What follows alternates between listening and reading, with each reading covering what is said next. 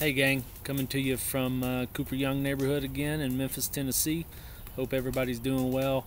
In my backyard, yeah, I got a tree house in my backyard, no kids. Maybe that's just for me and the wife, I don't know. But we love it in the big magnolia tree. So anyway, out in the backyard trying to get a fire started. If you see me get smoked out, it's because I'm a terrible fire maker. It's usually my wife's job. She's much better at it. But just wanted to get with you guys. It's been about a week. Had a great day at practice today. Played a really cool game that I want to talk about, maybe for the coaches out there or some of the players. To put some context in it, the game's driven off of some scrimmage results from the weekend. We kind of had a tough weekend. The weather was a little cool and windy, and if you've ever been to Colonial Country Club, you know that it's a stout track and it doesn't take a lot of outside factors to make it a really hard golf course. So we saw some of that, but basically after looking at the stats, there's some smoke for you. Looking at the stats, we struggled in some areas, and one of the things that I really noticed, and it plays out big time at Colonial, is if you get above the hole, the greens are really slopey and they're really quick, so you struggle. And if you get above the hole, you know, from 100 yards in the middle of the fairway, you wind up making double because you hit it on the back fringe. That's a mistake that in my mind is avoidable. So we've had practice the last 2 days to try to work on some of those things. Yesterday we were at the practice facility, Frank Flock Golf Center, and we played a game I call red, yellow, green light, which is probably too hard to explain without some visuals, but we saw through practice what we saw on the golf course, so it kind of showed us, okay, this isn't a fluke. The guys are struggling a little bit with that. So today we went out to Chickasaw Country Club. So the game goes like this: if you hit the fairway, you get a point. If you've ever been to Chickasaw Country Club, hitting the fairways at a premium, heavily tree lined, very narrow, older style golf course. So you hit your tee ball, hit the fairway, you get a point. Okay, at that point the tee ball is now irrelevant. We go pick it up because we had predetermined yardages that we wanted to play from predetermined spots, with a predetermined place that we wanted the guys to leave the ball on the green. Okay, so on number one, hit your tee ball. If you hit the fairway, great, go pick it up. We had everybody play from 151 yards from the right side of the fairway to a front and slightly left pin. The uphill play to that flag was short and right of the hole. So if you hit it short and right of the hole, you were playing up the hill. Anywhere else, you were playing side hill or downhill. So the way you get a point is if you hit it in that short right area, and basically it's like a 90-degree angle with the tip of it being the hole location. You can't go long of that, and you could not go left of that, so short and right. If you hit it in that quadrant, you would get a point. Anywhere else, you take a point away. So the only way in our game today to actually lose a point is if you miss the quadrant or the half, depending on the pin placement that we wanted you to hit in.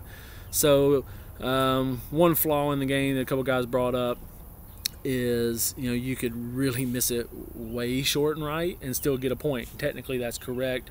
I think from a coaching standpoint, and any high school coaches or other coaches listening, you know, the tough part with games, especially the first time you do them, is making them complicated enough to be valuable but simple enough that it's not a cluster, where guys are just having to ask you questions on every hole because they don't quite get it.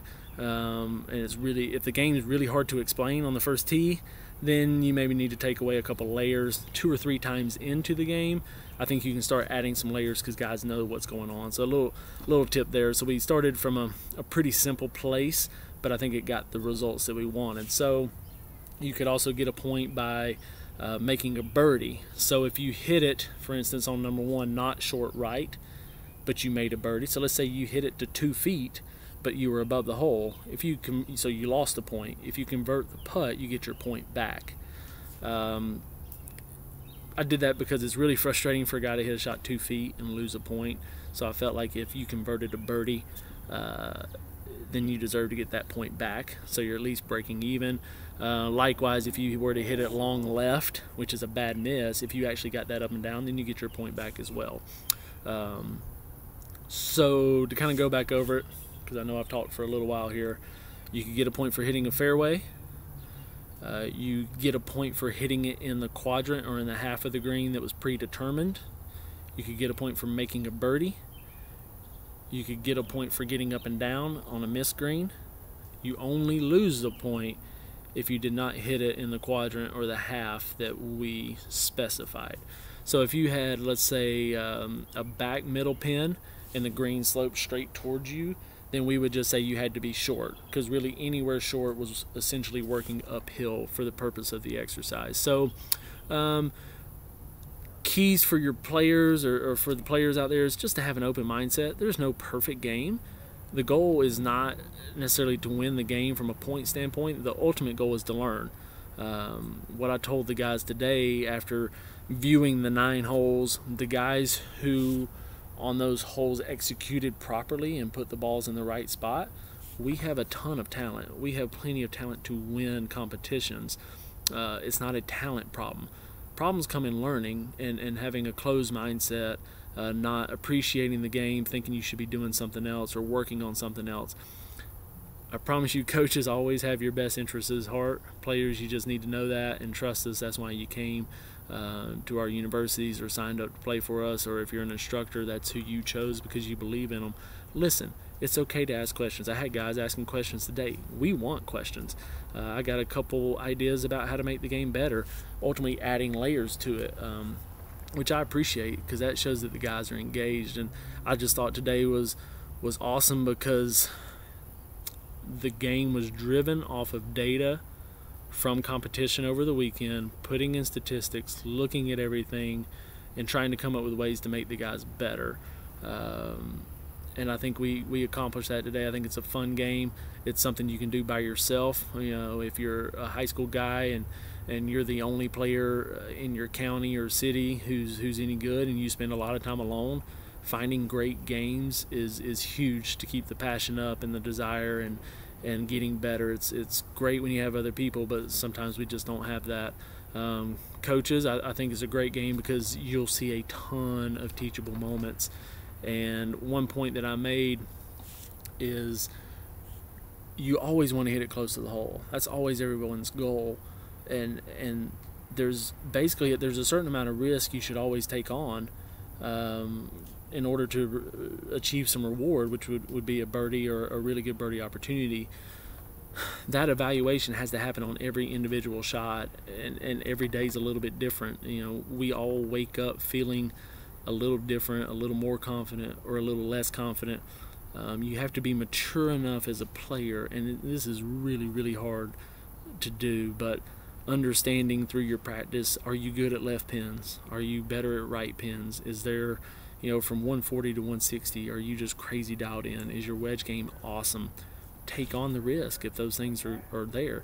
But if you know that you're really weak from 185 to a back right pin, you have to play around that. It's not the time to prove that you've got that shot. You work on it in practice, you try to improve, but competition is not the time. And if we can learn those skills through practice, you know, we're going to keep getting better and maximize what we got. So that was just our practice today. I was super fired up. It was probably one of the most fun practices I've had in quite a while, just because I think the guys learned. And if we can have a day where we learn, then I'm always going to be a pretty happy coach. Some days are certainly better than others, but just wanted to get with you guys and tell you about the day. Just because, you know, this was a great day for me as a coach, and I think you have to revel in the great days, because in sport and coaching, there's plenty of tough days that are frustrating. This weekend was frustrating. You know, just getting back into it, and our first couple competition days, the level wasn't where we wanted, but it's a great jumping point, a great opportunity to help the guys learn and to teach, and that's ultimately our job as coaches, is to help these guys. So anyway, take that game, give it a whirl. I always say you can try it once. If it's awful, you just never do it again, but you never know. If you stumble on something, it can be really big. I don't know if any of you saw a couple posts from social media last night. I got calibration strips for aim point today. Tried them out before practice. Pretty cool. If you do aim point, it's a great way to spend 3 minutes before the round and get dialed in. You know, for us, we play kind of a 4 or 5 course rotation on a regular basis. You pop that bad boy on the putting green before you go out. You do your deal. You learn how far you need to be extended and whatnot, and you should be dialed in pretty quickly. Very efficient. I also realize that it puts a huge premium on speed, delivery speed, which I didn't really know would happen. But if you don't hit the right speed, you know it pretty quick. It's pretty obvious with the calibration strip. So pretty cool deal. And also posted about a book that I'm sharing with the guys this week that we'll start covering every week with our team meetings.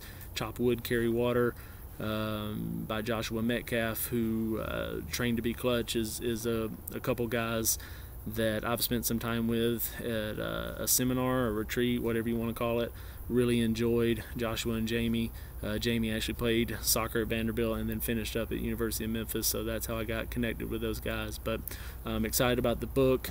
It's good. It's a nice story, so looking forward to sharing it with the guys and trying to educate the head and the hands and get these guys squared away. And we got about a month, about 5 weeks before we leave, so it's time to start cleaning some stuff up and get after it, and hopefully the weather stays like this. You know, I told you I wasn't going to BS you. This weather is incredible. I had a guy in shorts and short sleeves.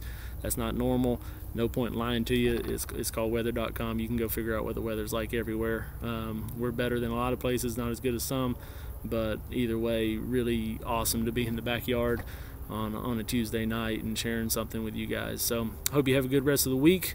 Be on the lookout. We're posting stuff and trying to stay active. So appreciate the time, guys. Have a good night.